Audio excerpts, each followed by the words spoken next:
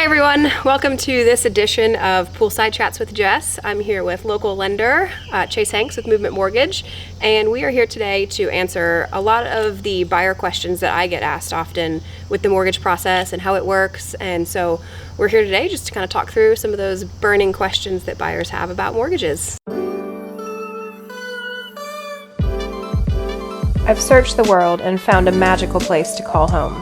My name is Eddie Colley, and I work for Keller Williams, and every day I help people find their dream home in Western North Carolina. Thanks for joining me in this Poolside Chat series, where we'll learn firsthand from experts across the real estate industry.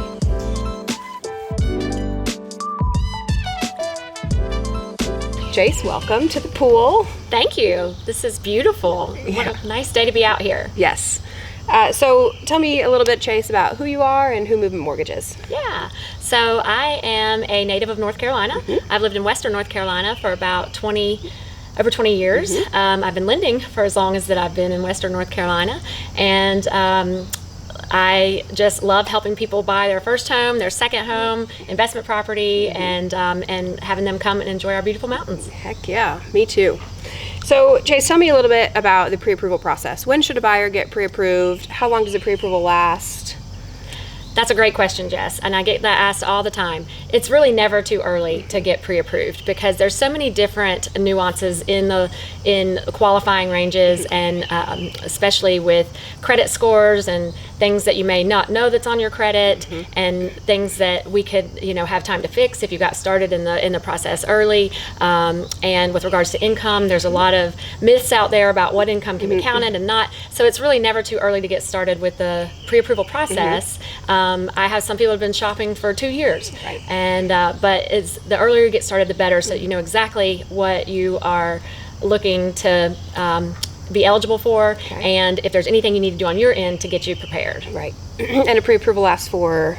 So technically, when we pull a credit, then the credit report is good for 4 months. Okay. A pre-approval letter will say 60 days on it. And then what we do is check in. If you haven't got anything within that time period, just make sure you haven't changed your job, taken on any new debt, and reissue a new letter. Totally makes sense. So you touched on credit a little bit. A lot of buyers ask, oh, I don't want them to pull my credit. How is that going to affect my credit negatively? Yes, that is a burning question for sure that so many buyers have. And so what a lot of people don't know is that in 2010, the Consumer Financial Protection Bureau changed the scoring model because they felt like it was a barrier to buying for consumers not to shop around and were worried about getting their credit pulled. So they changed the scoring model so that credit inquiries are the lowest weighted factor with regards to credit scoring.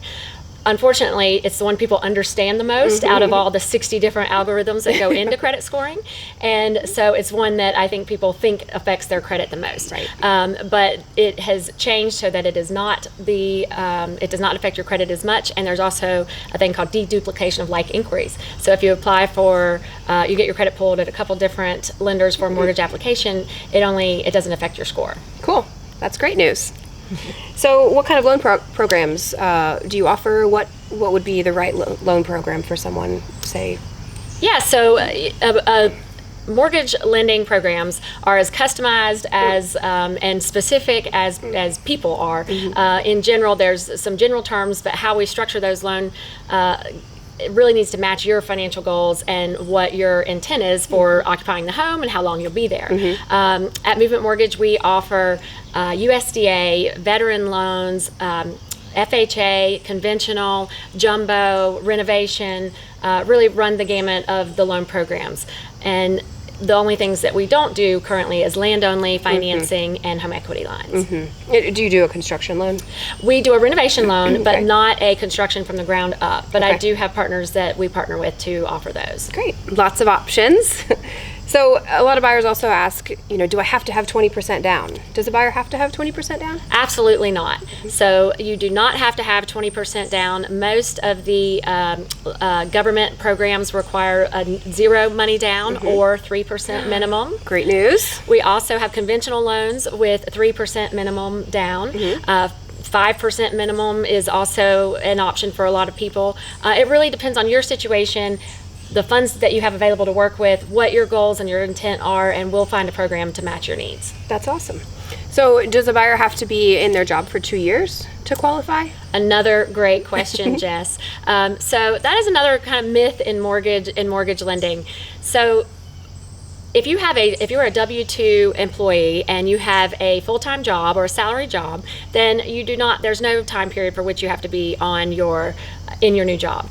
If you are a self-employed or any type of seasonal income, what we call variable income, which would be part-time, seasonal, production-based, commission-based, self-employed, those types of jobs do require a 2-year minimum that we have to average over that time frame. Okay, that makes sense. So how important, Chase, is it to work with a local realtor and a local mortgage professional? Another fantastic question. And so many people move to certain areas and they think that, an online lender is that we're all a dime a dozen. Right. It really is important for you to have a team in the area where you're looking to purchase so that we have connections. We all know each other and we're all connected to each other because we've worked together for so many years. Right. So you're going to know the attorney, you're Right. often going to know the agent on the other side, you're Right. often going to know, we'll know the appraisers, the inspectors, Right. you know me, we all communicate. It's really important to have a team that's working for you so that you can close on time and you don't have any hiccups during the loan process. That's awesome. Closing on time is key. So how long would a transaction need to be? Is it 25 days? Is it 45 days? Can a buyer close in 30 days? So I would say that in a competitive market such as that we're in Western North Carolina at this time, it's 30 days is very much a reasonable time frame. Some of it does depend on the attorney you choose and how long they can close based on demand. But the closing can be 30 days on average, and then customized to whatever you and the seller agree to. But 30 days is a very reasonable time frame. Great. And so does a buyer have to apply in person? Do they have to come into the office? Can they apply online?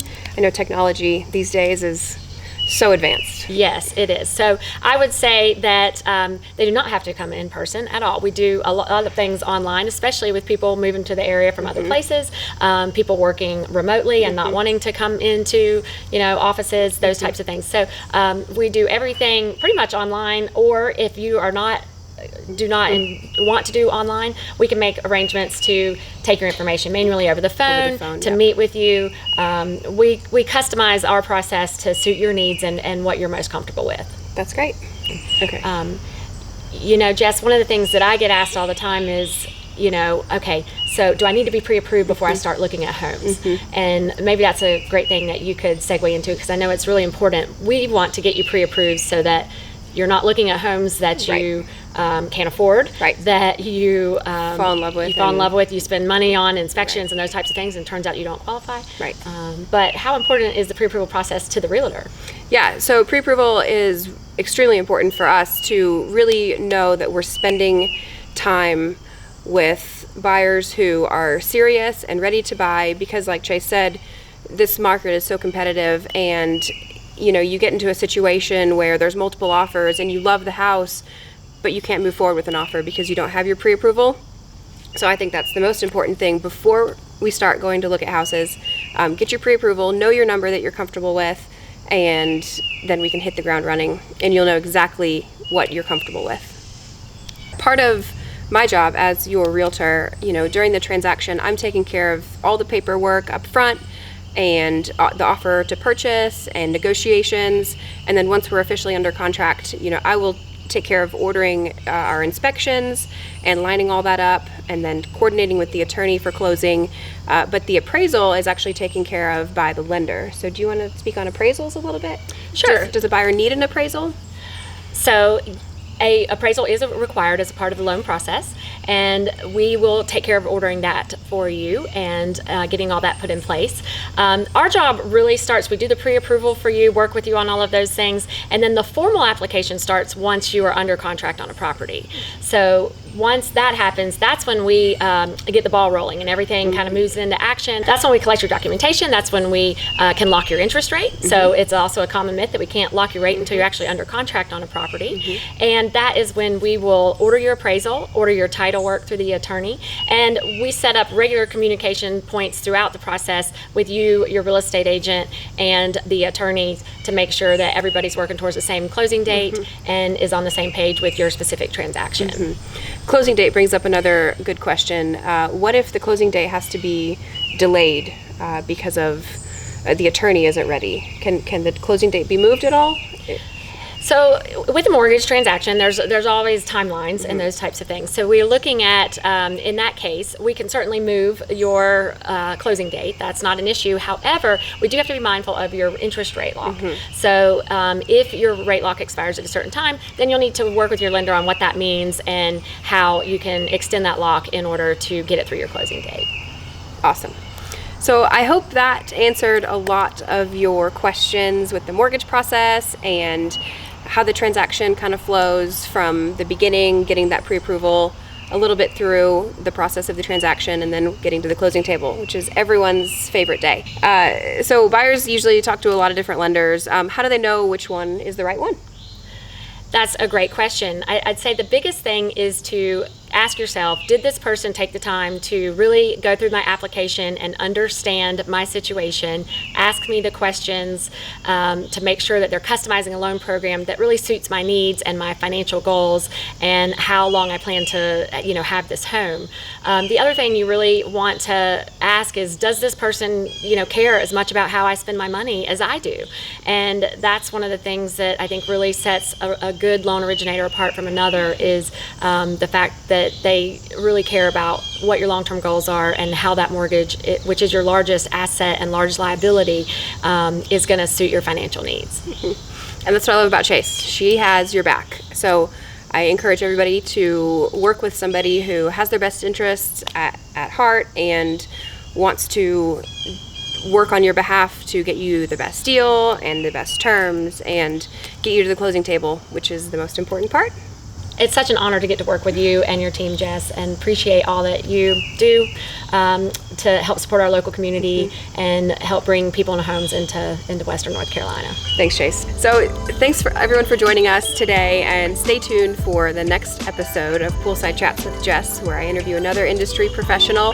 If you liked the content today, please subscribe to Poolside Chats with Jess, and I look forward to seeing you at the next Poolside Chat.